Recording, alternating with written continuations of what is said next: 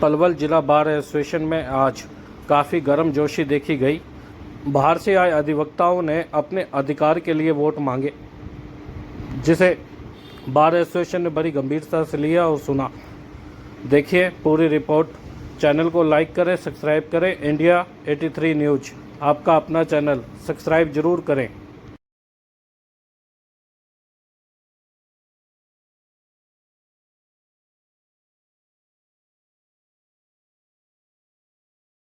Sir क्या कहना चाहते हैं? मैं यही कहना चाहता हूँ, सभी भाई मिलकर ज़्यादा से ज़्यादा वोट फर्स्ट प्रेफरेंस पे ज्योत्सना भूचर भारद्वाज को दें, ताकि वो हमारी आवाज़ बन के बार काउंसिल में जा सकें और हमारे हित के लिए कार्य कर सकें। ये बार एसोसिएशन के इलेक्शन नज़दीक आ रहे हैं रोज। यहाँ पर पलवल इलेक्शनों को, पलवल के अंदर काफ़ी धूम देखी जा रही है। जगह जगह बैनर बोर्ड लगाए जा रहे हैं और काफ़ी बड़ी तादाद में यहाँ पे वोटर आ रहे हैं वोट मांगने के लिए पूरे हरियाणा प्रदेश से। तो उसके बारे में आप क्या कहें? ऐसा है, हमारी जो 1.25 लाख वोट हैं, 1.25 लाख मेंबर्स हैं हमारे लॉयर ब्रदर जो हैं पंजाब, हरियाणा और यूनियन टेरिटरी चंडीगढ़ के। इसमें से 25 बार काउंसिल के मेंबर बनने हैं, जो एक तरह से जैसे एमएलए बनते हैं ना पब्लिक के, हमारे वकीलों के एमएलए हैं और ये वकीलों के उसके लिए, तो इसलिए लोग आ रहे हैं। लास्ट स्टेशन है हमारा हरियाणा का, यहाँ आगे ब्रिज भूमि स्टार्ट हो जाती है, होटल के बाद सब डिवीजन है। क्या मांगे रखते हैं आप इन सबसे? कैंडिडेट जो भी वोट मांगने के लिए आ रहे हैं उनसे आप क्या डिमांड रखते हैं? यही है भाई अपना, अब मैं क्या कहूँ, करप्शन तो दूर हो नहीं सकती कहीं भी। जो बार काउंसिल में मैंने पढ़ा था कि सीएम हरियाणा का मनोहर लाल खट्टर थे, जब उनका टीए बिल बार काउंसिल के चेयरमैन से कम था। मतलब इतना मिसयूज होता है। सुप्रीम कोर्ट तक ने कहा भी ये chambers are being misused, property dealer. अब शाम को देखो फरीदाबाद में तो बुरा हाल है, मेला सा लगता है वहाँ। इतना खर्चा हो रहा है, ये खर्चा किस तरीके से कवर किया जा रहा है? कवर क्यों? पैसे वाले लड़ रहे हैं यहाँ पे, बगैर पैसे वाले थोड़ी लड़ रहा है।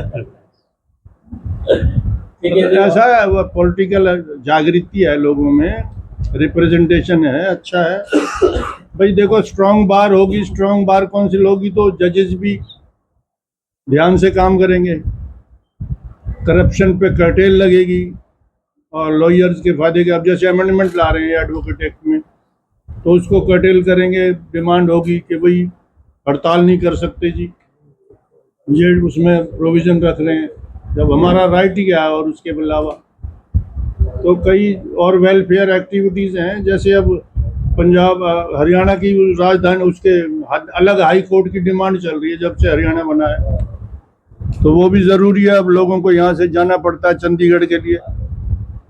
तो कई और डिमांड्स हैं। एक अब तो डिजिटल लाइब्रेरीज हैं, बाकी और बेनिफिट हैं, कई हैं। उम्मीद रखते हैं कि आपकी मांगों को भी मांगा जाएगा। हाँ, उम्मीद तो यही है। इसी उम्मीद के साथ ही हम, आशा है। ठीक है जी। ये वो वकीलों का वेलफेयर रखें और जो जस्टिस डिले हो रही है उसका मुद्दा उठाएं कि जस्टिस केसेस जल्दी निपटाएं, ताकि लोगों को इंसाफ जल्दी मिल सके।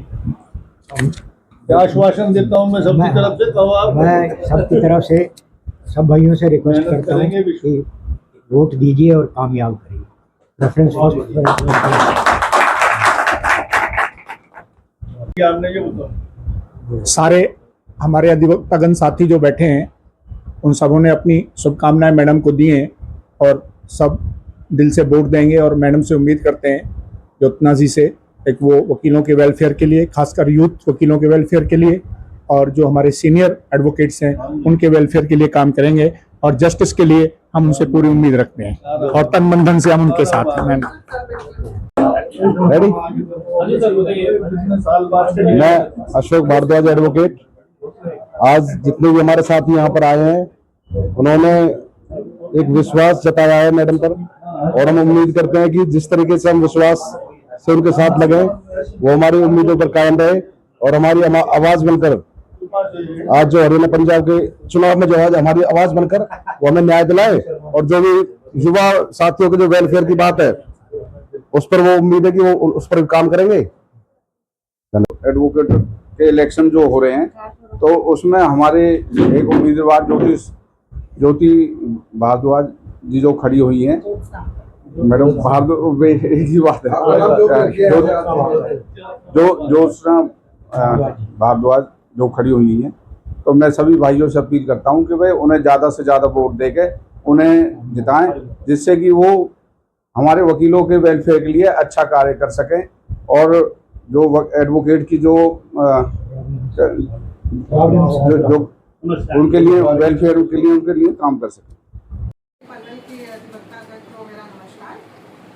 पलवल एक नॉर्मल डिस्ट्रिक्ट नहीं है। इनफैक्ट रॉलेट एक्ट 1919 में हमारे महात्मा गांधी जी यहीं पर पलवल के रेलवे स्टेशन पे गिरफ्तार किए हुए थे। तो इसलिए पलवल एक बहुत ही ऐतिहासिक जगह भी है जहाँ पे लीगल प्रोफेशन बहुत ही ज़्यादा जोरों शोरों में है और यहाँ के एडवोकेट्स बहुत ही नामी वकील हैं। बहुत सारे जस्टिस इस भूमि से बन के गए हैं। तो ये एक ऐसी जगह है जहाँ से न्याय की परिभाषा शुरू होती है। तो मुझे बहुत सम्मानित महसूस हो रहा है कि मैं आप सबके बीच में बैठी हूँ। Thank you so much for having me over here. मेरा नाम एडवोकेट ज्योत्सना बुचर भारद्वाज है और जैसा कि आप लोग सब जानते हैं कि 18 मार्च को हमारे बार काउंसिल के चुनाव हो रहे हैं और एक बहुत ही महत्वपूर्ण चुनाव है क्योंकि हम सब न्याय और बाकी लोगों के अधिकारों की लड़ाइयाँ लड़ते हैं और ये एक ऐसी चुनाव है जहाँ हमें इतनी अच्छी अपॉर्चुनिटी मिल रही है एक ऐसी आवाज़ चुनने के लिए जो हमारे अधिकारों के लिए लड़ाई करे, जो हमारे लिए आवाज़ बने।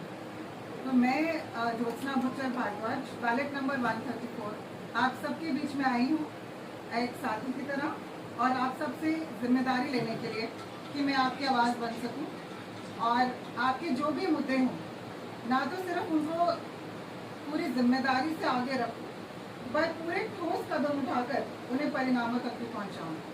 तो मेरी जो लिस्ट है वो लंबी है, बिल्कुल हर बार के अपने अपने इश्यूज़ हैं, लेकिन जो मेन प्रायोरिटी लिस्ट है उसमें से एक जो मेरी लिस्ट में वो है कि medical insurance cover for families advocates. देखिए जब हम दूसरों की अधिकारों की इतनी लड़ाई लड़ रहे हैं तो हमारी सुरक्षा और हमारे स्वास्थ्य का भी पूरा हमें अधिकार है। तो बार काउंसिल में बहुत फंड्स होते हैं और this will be my priority कि मैं पूरी कोशिश करूँगी, पूरी कोशिश की मैं इसको परिणाम तक लेके जाऊँगी कि हम सब अधिवक्तागण के लिए हम सब के लिए मेडिकल इंश्योरेंस कवर उनकी फैमिलीज़ के लिए ज़रूर हो। एंड बाकी सारे इश्यूज़ तो बहुत सारे हैं बट मेरा सबसे एक और वादा ज़रूर है कि चाहे कुछ भी हो मैं अपने किसी भी लॉयर, अपने किसी भी एडवोकेट फ्रेटर्निटी भाई बहन के ऊपर कोई भी किसी भी तरीके का डिसिप्लिनरी रिएक्शन कभी नहीं होने दूँगी, चाहे मुझे उसके लिए किसी से भी लड़ना पड़े। तो मैं अपने फ्रेटर्निटी के साथ हमेशा खड़ी रहूँगी और आप लोग को ये विश्वास दिलाने के लिए यहाँ आई हूँ कि आप लोग मुझे अवसर दें। हमारी रिजर्वेशन भी आई है 5 फीमेल्स की। इनफैक्ट 2026 में हमारे माननीय चीफ जस्टिस ऑफ इंडिया ने बहुत ही प्यारी गिफ्ट भी करी है। तो आप लोगों से प्लीज़ ये रिक्वेस्ट है कि मुझे अवसर दीजिए अपनी आवाज़ बनने के लिए।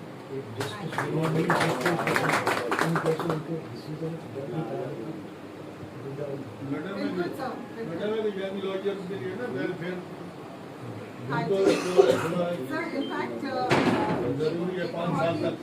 जी सर इनफैक्ट मेरा ये मानना है कि जो यंग लॉयर्स हैं हमारे यहाँ पे आते हैं उनके लिए अगर हम एज ए लोकल कमिश्नर अगर हमें उन्हें अपॉइंट करने के लिए मांग रखें रिटायरमेंट के लिए भी हाँ जी सर अभी तो सर हम लोग को कर लेते हैं सब हो जाता है रिटायरमेंट का, लेकिन पीपल जो लोग यंग आते हैं रिटायरमेंट की एज रखो, मैं तो कह रहा हूँ फिर किससे पूछने जाओगे, सलाह किससे लोगे?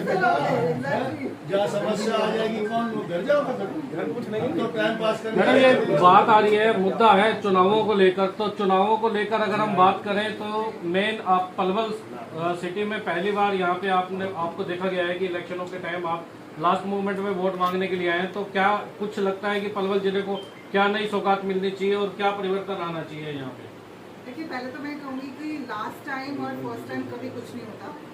कभी कभी आप एक बार में आकर ही लास्ट मिनट पे आके अपना इम्प्रेशन ऐसे जमा देते हैं और कभी कभी सालों लग जाते हैं।